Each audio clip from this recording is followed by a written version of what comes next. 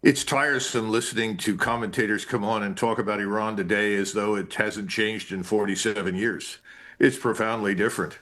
Most Iranians pay virtually no attention whatsoever to Ramadan. Women are not running around in bags. The mosques tend to be, on the whole, empty on Friday.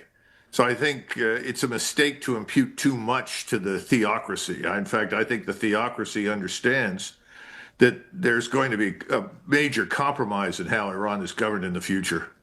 I spoke to a source inside our own government who was concerned prior to the attack that an attack could strengthen the hand of some of Iran's hardliners in the regime. What do you know about some of the rising personalities here? And do you think the dynamics that are playing out are likely to result in a more amenable government or a government that's more dug in? I think this country is going to stay the course. I think that we had false expectations that Iran would fall apart in 48 to 72 hours. We imputed too much to what we thought was some major upheaval in the country when it wasn't, when there were protests. There were lots of people miserable and unhappy because of the economy, thanks in large part to our sanctions, but also a great deal of mismanagement by the government.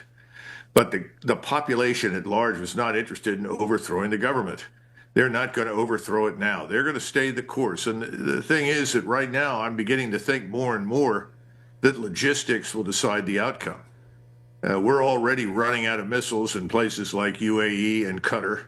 The Navy has fired very, very few Standard missiles or Sea Sparrows. And I get the impression our inventory is low. The Israelis have shot a lot of missiles, and I don't think they can keep this up indefinitely. And we can't produce enough to keep up.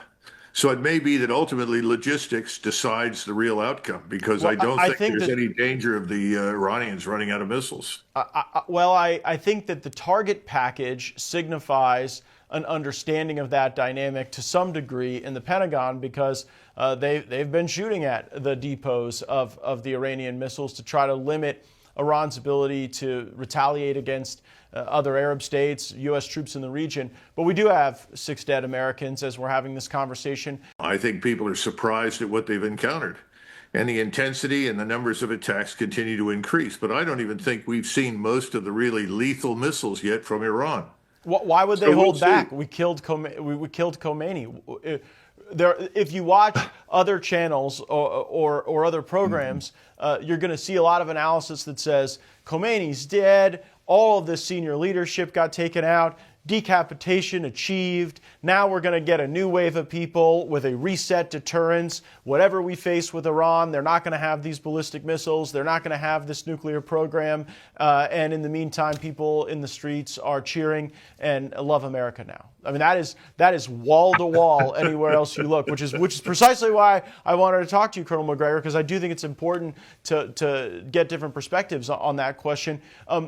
If this is going to be a status where Iran's getting bombed, they're not going to leave power or surrender in any meaningful way, when do you think China starts to kind of flex around this? Because a lot of that oil that's going to be backed up in the Persian Gulf is going to China.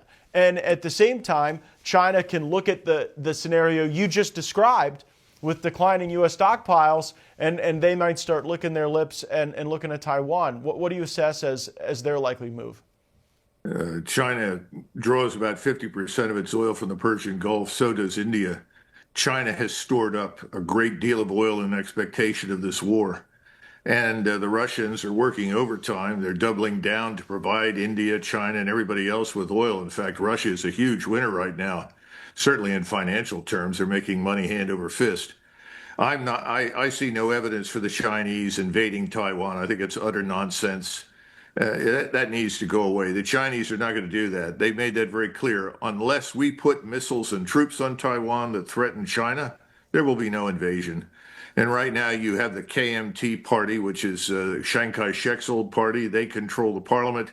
The parliament is pro-unification. It's the president who is a so-called liberal nationalist. I don't know what the exact term is, but that's the pro-U.S., pro-Japanese party. He's take out the Taiwan part, Colonel, but what about China's ability to impact outcomes in the Straits of Hormuz with what is now the government of Iran and then 50% of their oil on the other side waiting to get through? Well, China and Russia are sitting on the sidelines monitoring everything. They're in close touch with the government. They're providing satellite intelligence, which accounts for some of the tremendous successes, particularly in Israel and on our U.S. bases. All of our bases have been destroyed. Our harbor installations are destroyed. We're actually having to fall back on India and Indian ports, which are less than ideal. That's what the Navy says. And I think Iran, much to our disappointment, is faring very, very well. The question is, how long can we keep this up? Mm. I think logistics is the vulnerable part of this entire operation. Remember, you got to go back and reload. You've got to fly things in. You've got to sail in. Iran is a continental power, 93 million people, the size of Western Europe. Both China and Russia are continental powers. They don't have supply chain problems. Their manufacturing capabilities are intact. Right now, the missile cities that underlie all of Iran's provinces are untouched, and they have an inexhaustible supply of missiles. I think this is going to go on for some time. And the question is, when does Israel step up and say they've had enough? We went through that before during the 12-day war. When do they say this is too much? When do they say if this doesn't stop, we use a nuclear weapon? That's what I would be concerned about. And that's where President Trump, who really doesn't appear to be in charge, Mr. Netanyahu does, has got to be prepared to step in and say, no, there will be no use of nuclear weapons.